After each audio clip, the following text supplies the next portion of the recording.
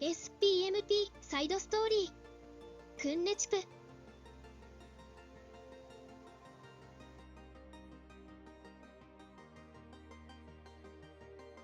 Previous overview. Yakakima sent Tokubchuk to Palakoden and then left for Hankanikoden.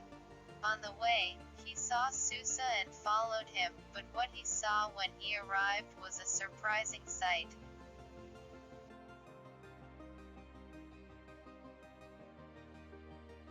There were several men lying in the koden, and Susa was glaring at them excitedly in front of them. In addition, there were many men standing around them.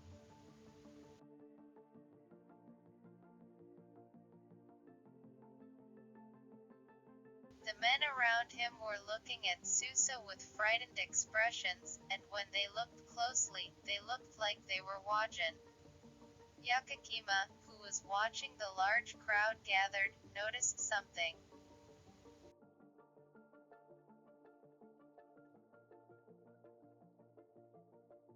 Feeling that it would be easy to go and see what the bound people were doing now, he immediately set to work. Then, as he thought, he was able to get to the house without anyone seeing him, so he cautiously approached under the window.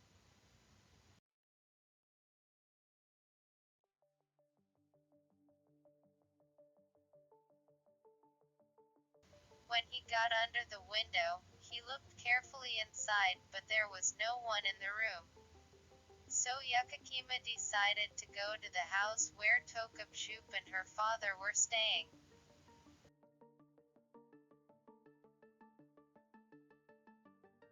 In order to get to the house he was aiming for without anyone finding him, he had to go outside of Koden once, but that was the only way, so he gave up and headed outside Koden.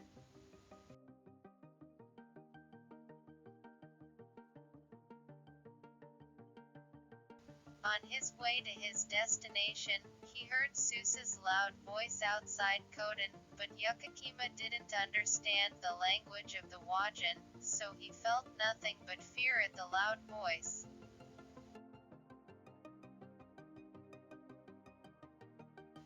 First of all, the search for Tokubchuk's father is the top priority.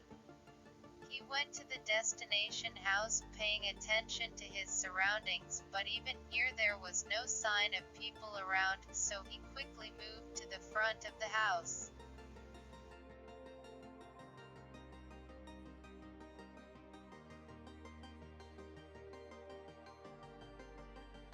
Then, as he stood at the door, he heard a man's voice from inside the house.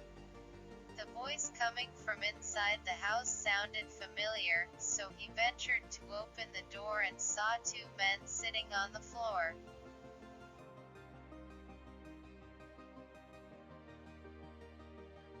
One of the two men was Tokubchuk's father, and the other was a stranger. They were astonished to see Yakakima, but Tokubchuk's father hurriedly rose to his feet, looked out through the door, and then closed the door of the house.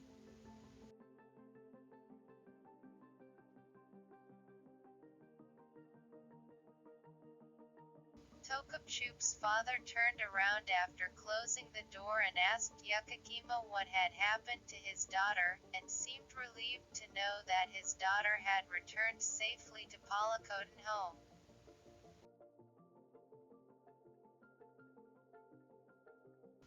Her father then sent a message to Yakakima that he could not return at the moment, and that he would ask his mother to take care of his two daughters, and handed him food and drink, and urged him to leave immediately.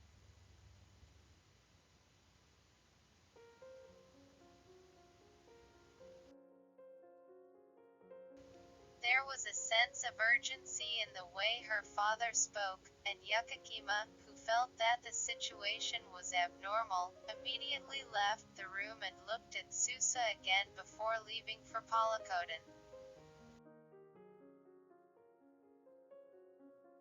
But Yakakima, who had not slept for a whole day, was exhausted on the way and fell asleep in the bushes of the forest.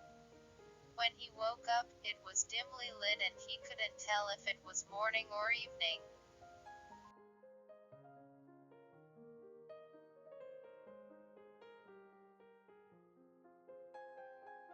For the time being, Yukakima, who had slept soundly and was energized, began to walk towards Palakoden. As he walked for a while, the sky began to lighten, and at this point he finally regained his sense of time.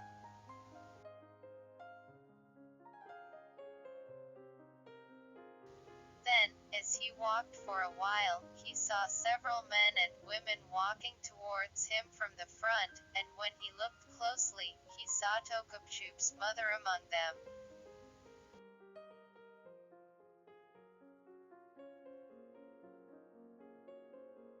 Then her mother seemed to notice him and beckoned him over.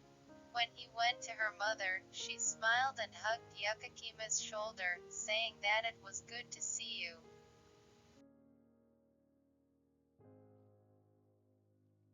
Her mother hugged Yukakima and whispered in his ear, "I've told my mother everything, and I want you to meet my mother and listen to her." At that moment, he felt that the power of her mother hugging him was a little stronger.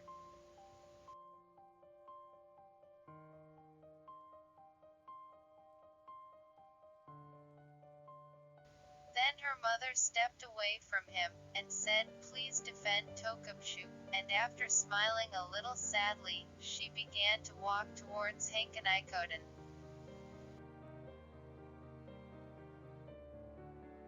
He didn't understand why her mother was here, or what it meant to ask for a Tokopshu. Yakakima stared at her mother's back in a daze.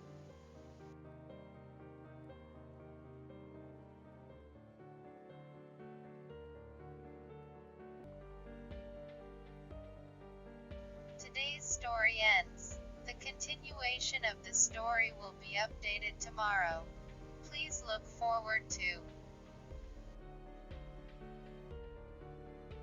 If you like, please subscribe to the channel. See you again.